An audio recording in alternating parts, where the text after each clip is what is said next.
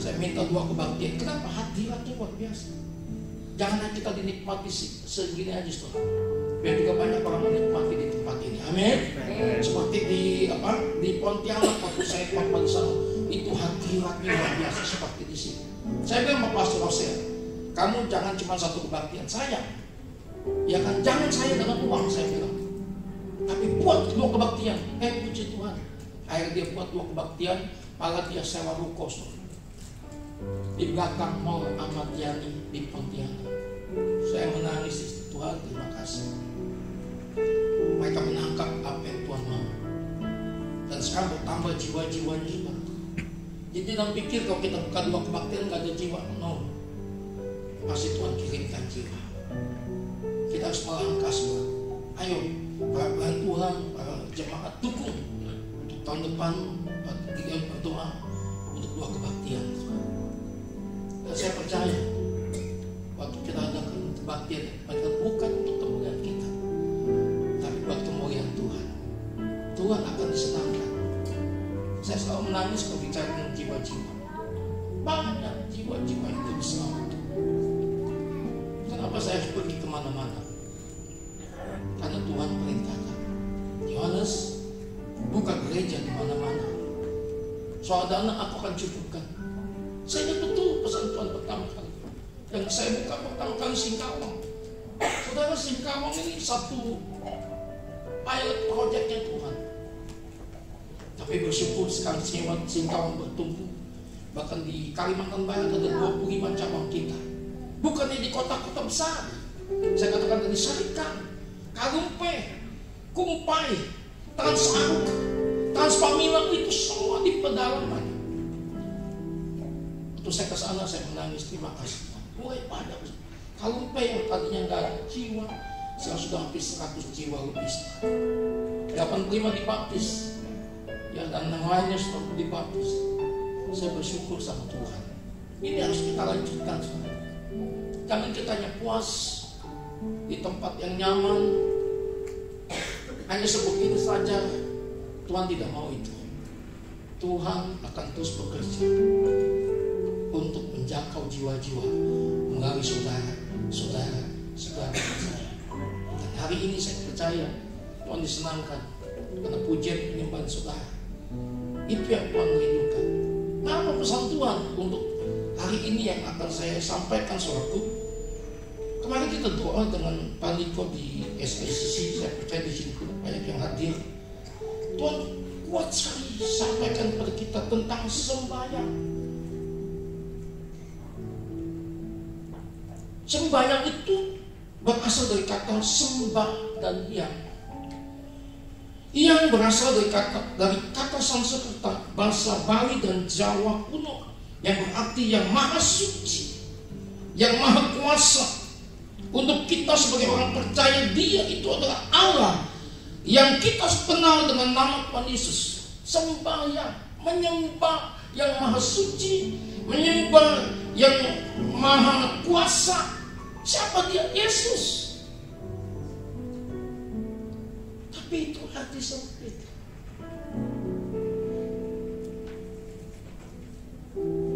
Tapi hati luas.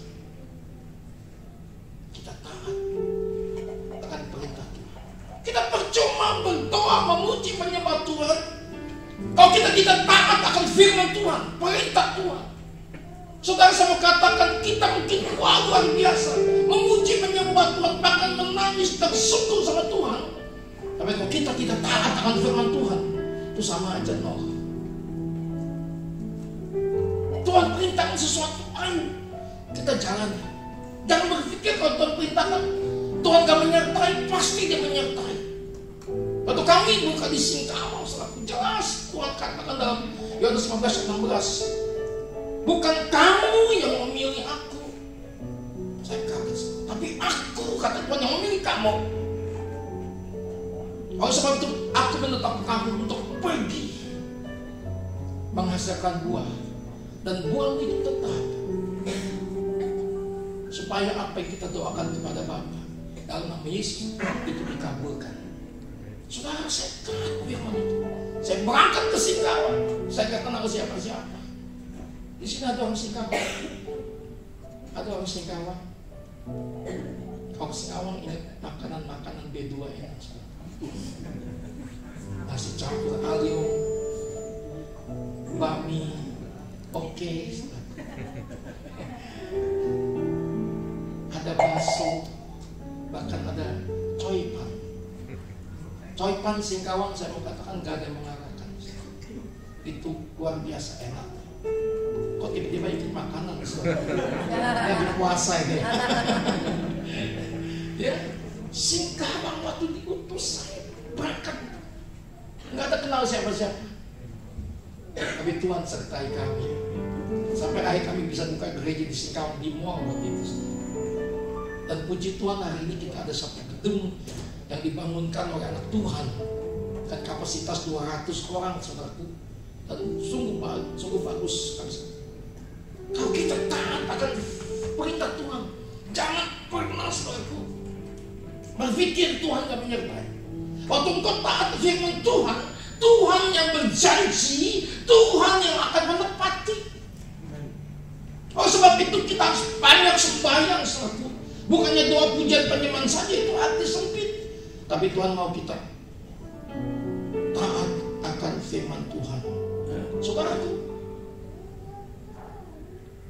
contoh-contohnya banyak, saudaraku, tentang sembahyang ini.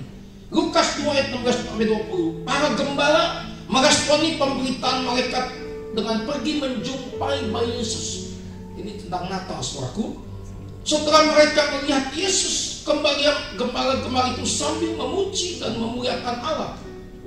Artinya apa? Para gembala ini juga melakukan sembahyang, memuji, menyembah, dan taat akan firman-Nya, saudaraku.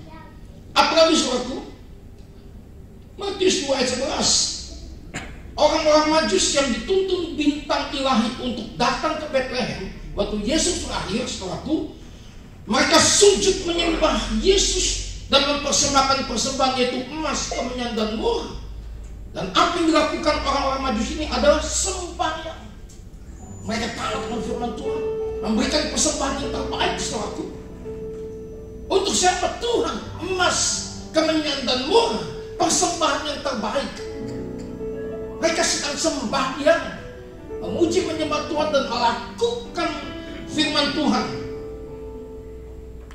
Kisah kelahiran Yesus adalah juga kisah orang-orang yang meresponi kedatangannya ke dunia dengan sembahyang. Tuhan ingatkan kita untuk banyak sembahyang dalam perayaan Natal tahun ini, saudaraku. Ayo, Tuhan ingatkan kita harus banyak sembahyang, memuji, menyembah Tuhan, melakukan firman Tuhan itu sendiri. Kenapa, saudaraku? Karena kita tahu nubuatan-nubuatan hari ini itu tidak baik. Kenapa kita diminta puasa 11 hari? Makanya hari ini saya puasa, pagi dia bilang, Pak, besok kita breakfast. Pak, puasa lagi. Ya, saudaraku, puasa kita tuh sebenarnya ringan, dari makan malam terakhir sampai jam 12 siang. Hitung-hitung kita nggak breakfast. Saya kalau nginep di hotel, di mana kalau di puasa, sayangnya breakfastnya saya bilang enggak. Tuhan pasti nantikan. Kenapa tanggal 11 hari kita berpuasa? Ternyata angka 11 itu berbicara tentang diselidiki semuanya. Ya dicari apa sih angka 11 artinya? Ternyata artinya itu chaos, huru-hara, saudaraku, kerusuhan. Oleh sebab itu mari kita ambil puasa ini. Kita banyak sembahyang supaya negara kita ini, saudaraku, aman, damai, sejahtera. Dan Tuhan menetapkan pemimpin Indonesia yang takut akan Tuhan. Kuncinya gampang, saya gak kampanye, saudara. Ini dari Tuhan oleh Pak Niko. Siapa yang harus kita pilih? Kuncinya gampang, Tuhan bilang yang nasionalis, Pancasilais. Saudaraku, kemudian apa? Toleran. Saudara bisa mikir sendiri. Saya nggak bukan kampanye.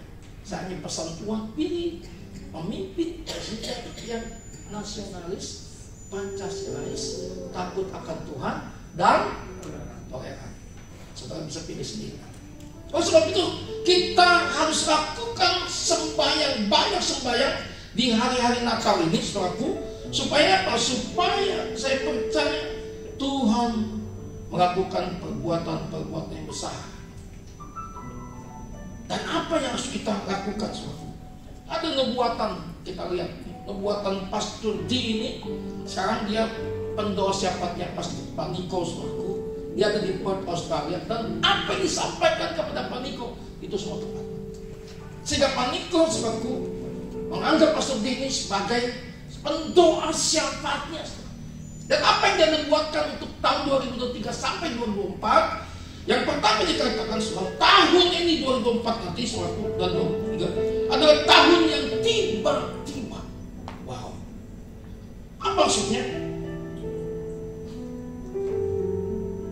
Baptisan api atau pemurnian gerejanya dan turunnya kemuliaan Tuhan akan datang secara tiba-tiba. Saudara, mari Pak Niko sampaikan, hari-hari ini tiba-tiba ada orang dekatnya di sekolah Pak Niko. Tiba-tiba. Bahkan di Singkawang wakil saya, hari ini saya nonaktifkan jadi wakil. Itu tiba-tiba. Sampai saya berpikir, kok bisa begini Tuhan? Tiba-tiba. Baptisan api dikatakan, saudaraku, pemurnian gerejanya termasuk kita semua. Turunnya kemuliaan Tuhan akan datang secara tiba-tiba dan kita gak duga. Oleh sebab itu apa? Berjaga-jaga. Ayo kita banyak sembahyang supaya Tuhan tuntun kita lebih lagi. Penuaian jiwa akan datang secara cepat. Mereka berbondong-bondong masuk ke dalam kerajaan Allah. Mereka datang dari berbagai lapisan masyarakat, orang tua, anak-anak muda, dari berbagai agama. Siap. Tiba-tiba nanti di sini Pak, bondong-bondong. Kalau cuma satu kebaktian, sayang Pak. Kok di sini lagi kebaktian? Gak usah takut. Ya, kami waktu di sport center tiba-tiba 5 kebaktian, 6 kebaktian. Orang bingung, Pak, yuk bukan 6 kebaktian, apa ada jemaatnya? Banyak. Sampai hampir 1.500 untuk di sport center. Kenapa? Karena waktu tiba-tiba berbondong-bondong datang, di Meksuan ada ibadah. Siang mereka sampai di ujung-ujung. Berbanyak gajah ibadah, wadahnya kita buka. Dan saya percaya apa yang dibuatkan Pastor Dini akan terjadi, saudaraku. Kemudian saudaraku, apalagi yang dibuatkan? Anak-anak muda menjadi sangat lapar dan penuh gairah untuk Tuhan. Puji Tuhan. Kristian akan mengatakan nanti KKR Youth di pasar modern, ayo anak-anak saudara daftar. Ya, mereka akan haus dan lapar. Saya bersyukur punya anak-anak muda kita. Mereka begitu haus dan lapar. Mereka begitu antusias. Bahkan visi mereka harus kita dukung. Setelah pasar modern saya bilang, Kristian, Stadion Candrabaga, Bekasi Patriot, kita harus tuju. Waduh, mereka semangat loh. Dan setelah itu apa setelah itu nextnya apa? GBK. Wih, nah, di pasar modern itu sepertinya hanya daerah Harapan Indah dan sekitar. Tapi nanti Candrabaga, Patriot, stadion itu kota. Dan yang terakhir akan bangsa nasional itu di GBK. Kami dukung terus, sama dukung dalam doa, dalam dana, dan puji Tuhan. Dananya Kristian memang sudah Tuhan cukupkan ya Kristian. Luar biasa. Kalau bukan Tuhan gak mungkin. Anak-anak muda kita berdukung saudaraku. Karena anak-anak muda dikatakan dia akan haus dan lapar. Kemudian apa saudaraku? Ya, mereka perlu dilatih untuk menyembah, worship. Mereka akan melihat tanda dan mujizat yang dinyatakan di depan mata mereka. Bukan lagi di belakang, bukan lagi di mimpi, tapi di depan mata mereka. Ini tahun pintu terbuka, benar, Peidalet. Pintu sudah dibukakan.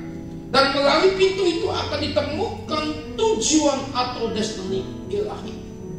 Ini adalah tahun di mana dunia akan benar-benar mulai melihat dan memiliki pengetahuan tentang kemuliaan Tuhan yang akan melingkupi bumi seperti air menutupi dasar laut. Demikianlah kemuliaan Tuhan akan datang seperti itu. Waduh, saya waktu baca ini berapi-api saudaraku. Dan apa yang dikatakan saudaraku? Akan dinyatakan seperti belum pernah dilihat atau disaksikan sebelumnya. Karena itu akan terjadi di rumah-rumah. Wow, di rumah-rumah akan terjadi mujizat-mujizat melalui penyembahan sehingga kesembuhan, mujizat dan pencurahan Roh Kudus yang akan menarik jutaan orang ke dalam kerajaan Allah terjadi di rumah-rumah nanti. Kalau sampai kalau engkau banyak sembahyang di rumah-rumah, melihat mujizat terjadi, dan kau melihat menyaksikan, wow, Tuhan kita luar biasa. Nah, kemudian juga sama seperti para penyembah selalu dipanggil untuk memimpin jalan dalam pertempuran, demikian pula para penyembah akan mempersiapkan jalan bagi Tuhan. Hamba-hamba Tuhan, kenabian dan kerasulan akan bekerja bersama-sama dengan Kristus sebagai batu penjuru. Para nabi akan menubuatkan tentang kedatangan Tuhan, dan rasul-rasul penyembahan akan mempersiapkan rumah-rumah, dan kemuliaan Tuhan akan memenuhi tempat ibadah. Dengar, tempat ini akan dipenuhi kemuliaan Tuhan. Umat Tuhan akan dipenuhi dengan kemuliaan Tuhan. Rumah-rumah dipenuhi dengan kemuliaan Tuhan. Saudaraku, kemudian apa lagi? Memang akan terjadi goncangan natural, yang secara natural dan spiritual akan terjadi goncangan. Ya, karena ini pemurnian juga saudaraku. Kemudian apa lagi saudaraku? Ini luar biasa. Saya sampaikan tiba-tiba gempa bumi dikatakan akan terjadi peningkatan, letusan gunung berapi, tanda-tanda di langit. Wow, saya bisa bayangkan saudaraku, ya. Kemudian juga waspadai dan banyak berdoa untuk aktivitas air yang tidak biasa, banjir, perubahan warna, tidak pernah terjadi sebelumnya, baik lokal maupun global. Kunci untuk menghadapi tahun tiba-tiba ini adalah ketaatan radikal terhadap suara Tuhan, taat akan perintah Tuhan. Seperti pada zaman Nuh, demikian pula akan terjadi pada saat kedatangan anak manusia. Nuh berjalan bersama Allah, maka kita juga harus melakukannya.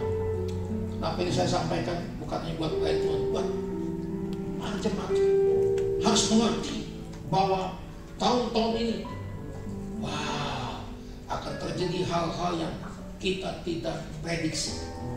Tapi Tuhan ingatkan kita, banyak sembah, ya. Banyak sembah, ya. Waktu itu terjadi, waktu kau banyak sembah, ya. Tuhan akan menyertai kau. Badai boleh datang, gempa bumi boleh terjadi, banjir boleh suatu dialami, tapi engkau, saudara semua, akan bersama-sama Tuhan dengan damai sejahtera dan sukacita. Amin. Berikan tepuk tangan buat Tuhan. Saya percaya ini sangat penting buat kita semua. Apa diperhatikan bahwa tanda-tanda sudah jelas seperti apa yang disampaikan bulan lalu. Tuhan datang seperti pencuri, bukan untuk kita anak-anak terang, tapi itu untuk orang-orang dalam kegelapan. Anak-anak Tuhan yang suka sembahyang dan suatu taat firman Tuhan, dia akan mengerti tanda-tandanya. Bukan hanya kita lihat, oh mendung, hujan akan turun, benar. Oh cerah, hujan tidak akan turun, benar. Tanda-tanda itu kita bisa tahu. Bagaimana dengan tanda-tanda zaman, kita harus mengerti. Sebagai anak-anak Tuhan, kita melihat bagaimana peperangan makin terjadi. Kok tiba-tiba Hamas membom Israel, itu namanya membangunkan singa sedang tidur. Kenapa terjadi? Rusia dan Ukraina belum selesai, sementara akan terjadi peperangan yang lain-lainnya, saudaraku. Artinya tanda-tanda zaman kita harus tangkap bahwa kedatangan Tuhan sudah sangat singkat. Persiapkan diri kita, berjaga-jagalah. Jangan kita selalu terbuai dengan dunia ini. Tapi engkau harus memperhatikan ini. Kau harus sungguh-sungguh dengan Tuhan. Kau harus berjaga-jaga bersama Tuhan. Kalau itu terjadi, engkau akan bersama-sama dengan Tuhan, Yesus akan diangkat semua. Dan saya percaya goalnya 2033. Goal penginjilan akan selesai. Amanat agung akan selesai. Bukan berarti 2033 saya katakan Tuhan Yesus pasti datang. Itu nggak alkitab dia, karena Bapak yang tahu. Tapi Tuhan Yesus bisa datang. Kapanpun dia bisa datang. Tapi hamba Tuhan sudah menubuatkan, hamba Tuhan sudah memberitahukan bahwa kedatangan Tuhan sudah masuk. Ayo kita jangan terlena dengan dunia. Mari kita persiapkan hati kita, persiapkan diri kita untuk kita selalu sembah Dia bersama Tuhan Yesus. Amin. Dan saya percaya, saya rindu semua kita akan bersama-sama. Waktu Tuhan datang, hai hamba-Ku yang baik, sabar selangkah, mari masuk dalam kerajaan Tuhan. Kita akan bersama-sama nanti diangkat, berjumpa dengan Tuhan Yesus di awan-awan. Setelah itu kita ada perjamuan kawin anak domba. Di situ ada sukacita yang tidak pernah saudara dan saya alami, sukacita ilahi. Dan saya percaya itu yang Tuhan mau kita lakukan. Saya selalu berdoa buat jemaat-jemaat Tuhan untuk mempersiapkan Tuhan, mempersiapkan umat lebih sungguh lagi dengan Tuhan. Jangan kita terpesona ya akan dunia ini. Dunia menawarkan yang sepertinya indah-indah, tapi ujung-ujungnya malu. Tapi Tuhan memberikan satu kesempatan buat kita untuk selalu kita memuji menyembah Dia. Dan saya percaya saudara akan mengalami satu terobosan dalam hidupmu, dan engkau akan mengalami sukacita, damai sejahtera yang kekal sampai selama-lamanya. Amin. Berikan tepuk tangan buat Tuhan. Haleluya. Haleluya. Mari makin berdiri, kita persiapkan hati kita saudaraku. Ada roti dan anggur di tangan Bapa di surga. Kami terus